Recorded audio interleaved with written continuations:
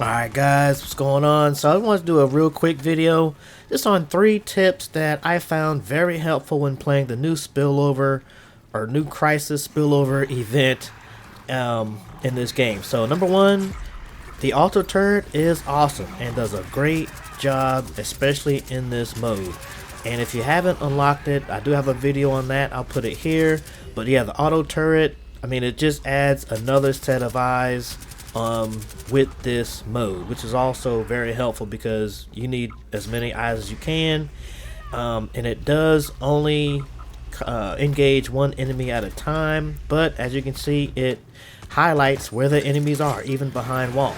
And just like just now, if it's not at a good enough angle to get kills, you can pick it up and move it and it will get kills. So definitely the auto turret is very helpful. And so that's tip number 1.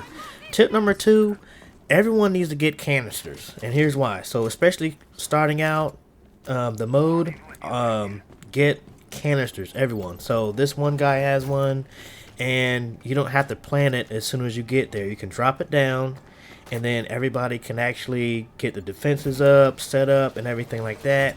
Me personally, I like to go and get another canister. You can go back and get as many of these things as time permits, because timing is everything in this mode. You only have a certain amount of minutes. So here's what I did. So now we got, look, we got 2-3 canisters pretty much ready. And so basically here's why why I suggest doing that, because at some point, and then yeah, you can just pick them up when you get done and take them to the next objective, because at some point canisters will get destroyed and you don't have to waste time going all the way back to the extraction zone to get another one. That wastes time. So just right here, I pick up this one that one of us dropped, and boom, we're right back into the canister doing its thing. So very useful tip. And lastly, tip number 3, defensive operators. Don't forget about these guys, man, because I know I used to get so into the action because it's very fast paced. You know, I forget about the abilities. So like Fuse right here, I use Fuse's defensive ability, cluster mines. I mean, come on, absolute game changer. Absolutely a very good tip in my opinion to use defensive, because the Maelstrom was more of attack mode in my opinion, and this new spillover, it's all about defense. You have to defend this area the best you can, so why not use these defensive abilities like Fuse? Like right here, I just tear this wall up with my Fuse mines, but I mean, it does its thing.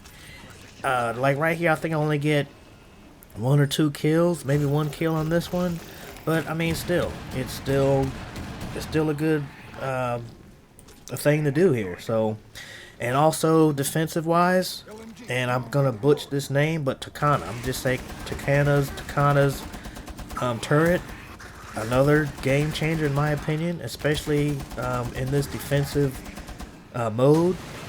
You can set this thing. What I like to do is find a nice corner, and a good corner that's can't be penetrated by the bad guys, and you can just go to town. So definitely a real good tip to use these defensive operator abilities. So yeah, that was tip number 3. So just to recap, tip number 1, use the auto turret if you unlocked it. If you haven't, I got a video on how to unlock it.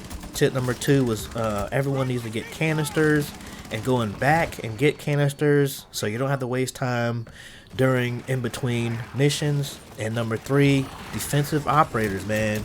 Fuse, Takana's turret, and also don't forget about Ella with her mines. So hope you guys find it helpful. Leave a comment below and like the video. Peace.